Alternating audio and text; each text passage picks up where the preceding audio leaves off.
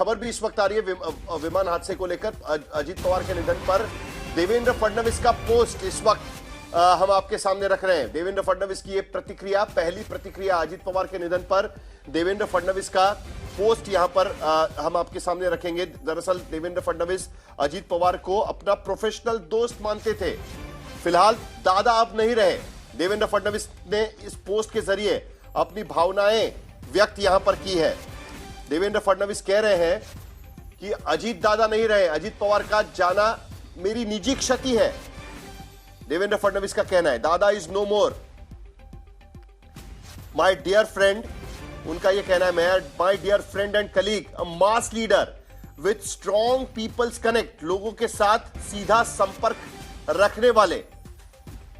उप मुख्यमंत्री अजीत दादा पवार का निधन हुआ प्लेन एक्सीडेंट पे। यह बहुत ही सदमा पहुंचाने वाली हार्ट रंचिंग न्यूज है। मैं पूरी तरीके से नम हो चुका हूं। मेरे पास कोई शब्द नहीं है यह बताने के लिए, कोई इमोशंस नहीं है मेरे। पूरी तरीके से ये devastating emotions. I have lost my brave friend with huge heart, एक बड़े दिल वाला दोस्त मैंने गंवाया हुआ है। देवेंद्र फडणवीस ये कह रहे हैं this is tragic personal loss for me, it is in irreparable loss. I pay my deep, humble, heartfelt respect to dear Dada. My deepest condolences to entire family and NCP family. एक तरीके से पहली बार देवेंद्र फडणवीस का ये जो tweet हम यहां पर पढ़ रहे हैं सोशल मीडिया पर, जो पोस्ट उन्होंने डाला हुआ है वो हम पढ़ रहे हैं। अब तक प्रोफेशनल दोस्ती देवेंद्र फडणवीस बार बार अजीत पवार के बारे में कहते थे, लेकिन आज एक इमोशनल इस तरीके से पोस्ट देवेंद्र फडणवीस की तरफ से। ऋत्विक जी बिल्कुल, कुछ ही दिनों पहले जब हमने देखा था कि महानगर निगम के चुनाव प्रचार के दौरान तीनों भी नेता यहाँ पर प्रचार में व्यस्त थे, तब आप ही के इंटरव्यू में ये साफ तौर पर कहा था देवेंद्र फडणवीस ने कि उन्हें जब पूछा गया था आज तक कॉन्क्लेव में कि एक शब्द में आप बताएंगे तो अजीत पवार आपके लिए क्या है, तो उन्होंने बिल्कुल ये जवाब दिया था कि वो मेरे एक प्रोफेशनल दोस्त थे। लेकिन आज जब अजीत पवार इस दुनिया में नहीं रहे, उस समय एक भावना विवश तरीके से व्यक्त होते दिख रहे हैं मुख्यमंत्री देवेंद्र फडणवीस। सबसे पहला महाराष्ट्र को जो राजनीतिक झटका लगा था वो तभी लगा था 23 नवंबर 2019 को, जब दोनों ने सुबह सुबह शपथ ग्रहण की थी। मुख्यमंत्री के तौर पर देवेंद्र फडणवीस और उप मुख्यमंत्री के तौर पर अजीत पवार ने, और तब से ये जोड़ी जो है वो सुर्खियों में दिखाई देने लगी। उसके बाद पुल से कई पानी गुजर चुका है, राजनीति बदल गई है। राजनीतिक समीकरण महाराष्ट्र ने पिछले 7-8 सालों में बदलते देखे, लेकिन दोनों की दोस्ती में कोई बदलाव नहीं दिखाई दिया। हालांकि मुख्यमंत्री के तौर पर जब देवेंद्र फडणवीस थे, ये भावुक पोस्ट एक तरीके से हम देख सकते हैं महाराष्ट्र के उप मुख्यमंत्री के बारे में देवेंद्र फडणवीस का। एक बार फिर मैं उनका पोस्ट पढ़कर बताता हूं। इंग्लिश में ज्यादा वो लिख चुके हैं, लेकिन हिंदी में महज उन्होंने लिखा हुआ है कि जमीन से जुड़े जननेता, मेरे मित्र सहयोगी महाराष्ट्र के उप मुख्यमंत्री अजीत दादा पवार, इनकी विमान दुर्घटना में निधन की खबर से मन व्यथित है। मैंने अपना एक दमदार दिलदार मित्र को खोया है। यह मेरे लिए व्यक्तिगत क्षति है जो कभी पूरी नहीं हो सकती। यह घटना महाराष्ट्र के लिए अत्यंत पीड़ादायक है। मैं अजीत दादा को भावपूर्ण श्रद्धांजलि अर्पित करता हूं और राष्ट्रवादी कांग्रेस के परिवार को भी। अभिजीत करंडे हमारे साथ में, विद्या हमारे साथ में जुड़ी हुई है, लेकिन पहले ओमकार वाबले के पास चलेंगे क्योंकि बारामती में देवेंद्र फडणवीस बारामती के अस्पताल वहां पर पहुंचे हुए हैं। ओमकार, क्या जानकारी? देवेंद्र फडणवीस, एकनाथ शिंदे और महाराष्ट्र के राज्यपाल भी उनके साथ में वहां पर नजर आए थे।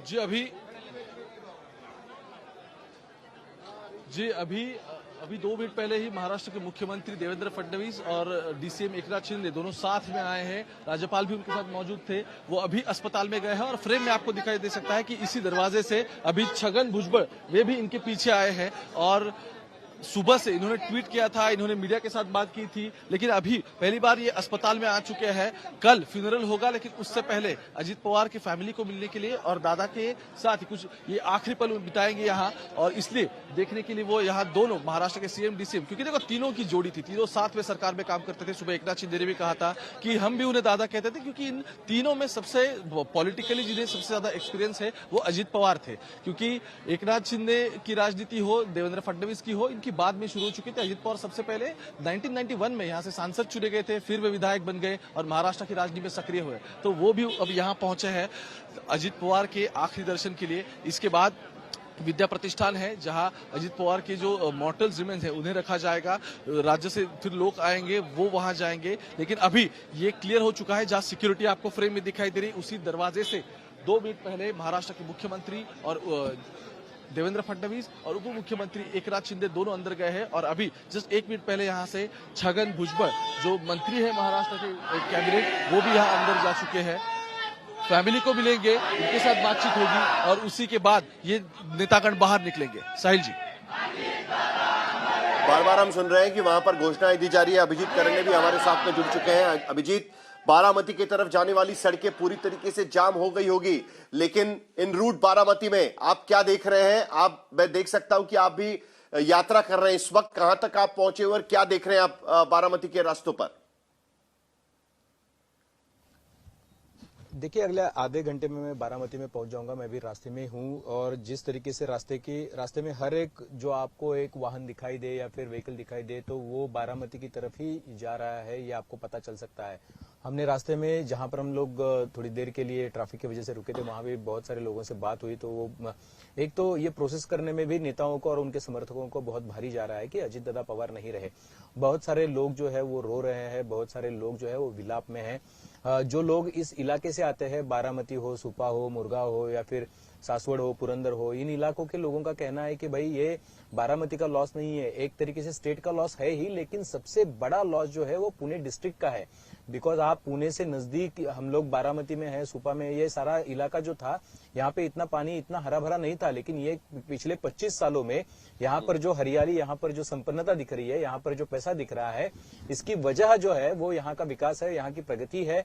और जिस तरीके से अजीत पवार हो या फिर शरद पवार हो, इन लोगों ने केंद्र में शरद पवार और राज्य में अजीत पवार, तो अजीत पवार से उनका टच जो था वो अधिक था, वो ज्यादा था। हर रोज डे टू डे की राजनीति भी वो दिखते थे, डे टू डे के सवाल जवाब, लोगों को मिलना, लोगों के प्रश्न को उठाना और उनका समाधान करना, ये सारी चीजें तो अजीत पवार ही करते थे। कोई आ जाता था मुंबई में अजीत पवार जी से मिलने तो वो डांटते थे, वो बोलते थे कि तुम क्यों आए हो मुंबई, क्यों खर्चा कर रहे हो, तुमको तो मैं बारामती में मिलता हूं ना, मैं रहता हूं शुक्रवार को शनिवार को बारामती में, आपको नहीं आना चाहिए। तो इस तरीके का काम होता था। आपको मैं एक याद दिला दूं, एक मेरा दोस्त बारामती से था जो एक काम लेकर, सरकारी काम लेकर मंत्रालय आया था। तो उसको कहां से आए हो जब अधिकारी ने पूछा, उसने बस बारामती बताया। तो आपको पता है कि मंत्रालय में कितना ढिलाई से काम चलता है, इतना लेट लतीफी होती है। उसका काम तो एक दिन में निपट गया। कोई भी काम एक दिन में ऐसा नहीं निपटता। तो बारामती का एक रसूख था।